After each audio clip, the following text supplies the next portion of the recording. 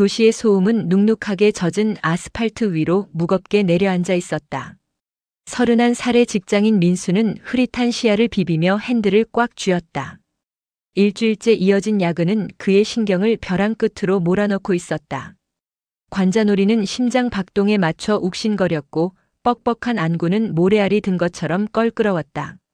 위장은 비어 있었지만 아무것도 삼키고 싶지 않은 지독한 허기가 그를 갉아먹고 있었다.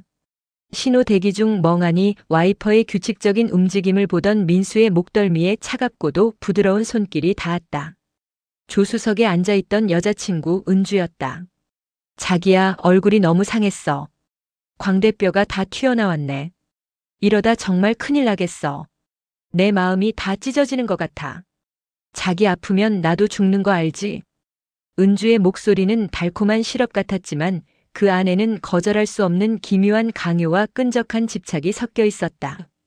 민수가 은주를 처음 만난 건 1년 전 응급실의 차가운 금속 침대 위였다. 과로로 쓰러진 그에게 수액을 놓아주던 간호조무사 은주는 유난히 손길이 따뜻했다. 환자분, 혈관이 너무 얇아서 많이 아프시죠? 제가 제일 안 아프게 놓아드릴게요. 잠시만요.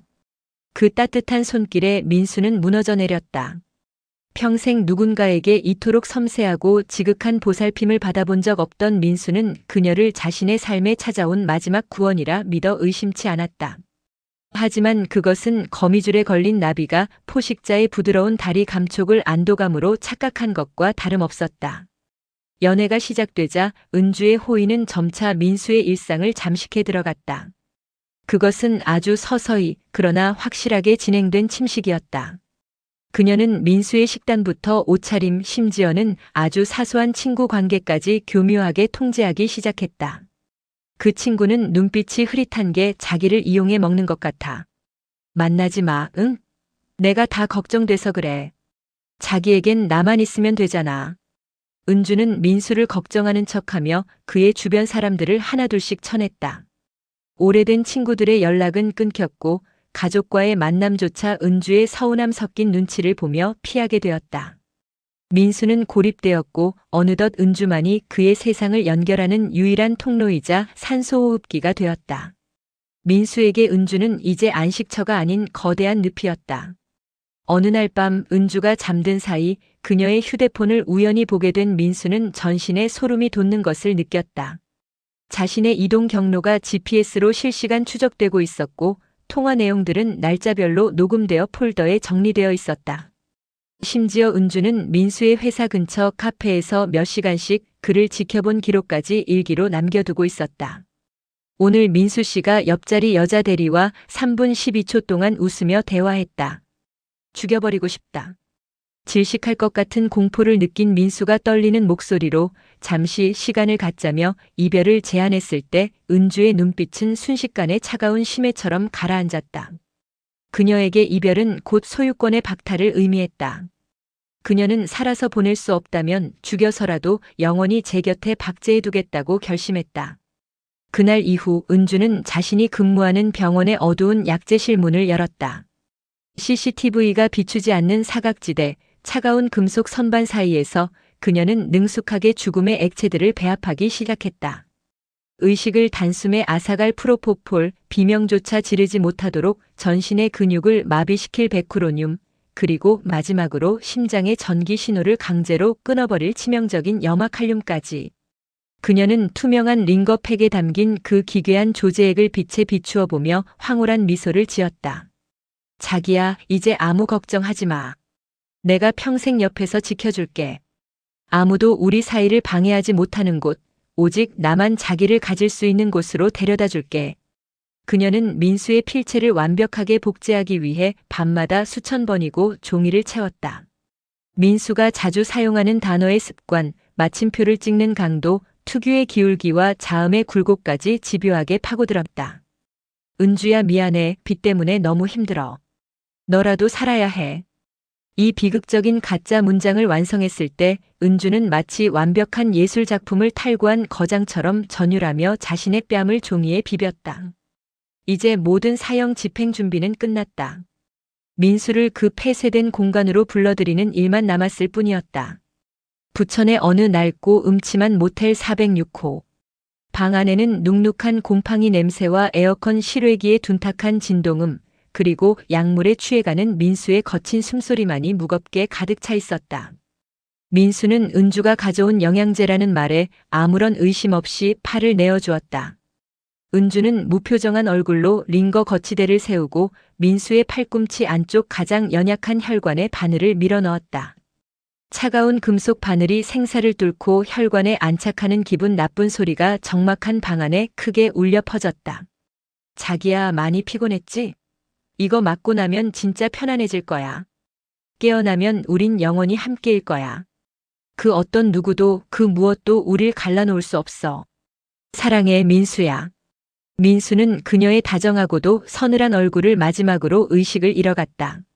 링거줄을 타고 투명한 죽음의 조제액이 민수의 혈관 속으로 쏟아져 들어갔다. 민수의 심장은 점점 느려지기 시작했다. 분당 70회, 50회, 20회. 그리고 마침내 단 한 번의 강렬한 경련과 함께 정지했다. 은주는 민수의 가슴에 귀를 대고 그 소중한 생명의 박동이 완전히 사라지는 순간을 온몸으로 만끽했다. 그녀는 민수의 식어가는 손을 잡고 밤새도록 그에게 사랑을 고백했다. 그것은 연인의 달콤한 밀어라기보다는 사체 위에 올리는 기괴한 주술이나 찬가와 같았다. 다음 날 아침 119 구급대원과 경찰이 들이닥친 현장에서 베테랑 강태식 형사는 직감적으로 위화감을 포착했다. 동반 자살을 시도했다는 은주의 몸 상태는 지나칠 정도로 깨끗했고 그녀의 눈동자에는 사랑하는 이를 잃은 슬픔보다는 거대한 과업을 완수한 사람의 평온함이 서려 있었다. 며칠 뒤 도착한 국과수 부검 결과는 형사의 불길한 직감을 증명했다. 민수의 체내에서는 건장한 성인 남성 서너 명을 죽이고도 남을 치사량의 5배에 달하는 약물이 검출되었지만 은주의 몸에서는 겨우 잠깐 조는 수준의 소량만이 발견되었다. 이것은 비극적인 자살이 아니라 사랑이라는 가면을 쓴 계획적인 처형이었다. 취조실의 푸른 조명 아래서 강 형사는 은주의 휴대전화 포렌식 결과를 테이블 위에 던졌다. 그 안에는 심정지 유발하는 법, 마취제 치사량, 자살로 위장하는 법 등을 검색한 한 달간의 집요한 기록들이 쏟아져 나왔다. 은주는 처음에 결백을 주장하며 오열했지만 형사가 민수가 몰래 준비했던 새 이사집의 계약서와 친구에게 보낸 은주가 무섭다, 도망치고 싶다는 메시지를 들이밀자 갑자기 울음을 멈췄다. 은주는 서서히 고개를 들었다. 눈물은 온데간데 없었고 입가에는 얇고 기괴한 미소가 걸려 있었다. 그 사람은 나 없으면 아무것도 못해요. 내가 그 사람을 구원한 거예요.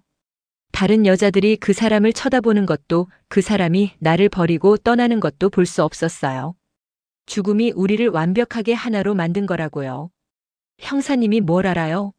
이건 우리만의 결합 방식이에요. 그녀는 법정에서도 끝까지 자신의 범행을 완전한 사랑이라 우겼다.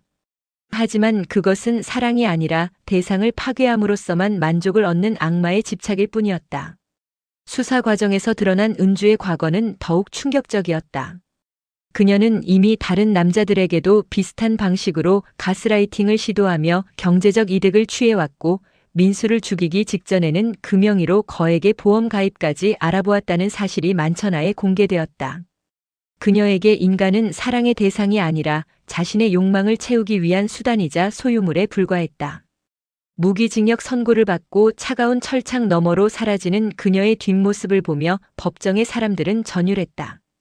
가장 안전하다고 믿었던 연인의 손길이 사실은 가장 정교하게 설계된 살인 도구였다는 진실 때문이었다.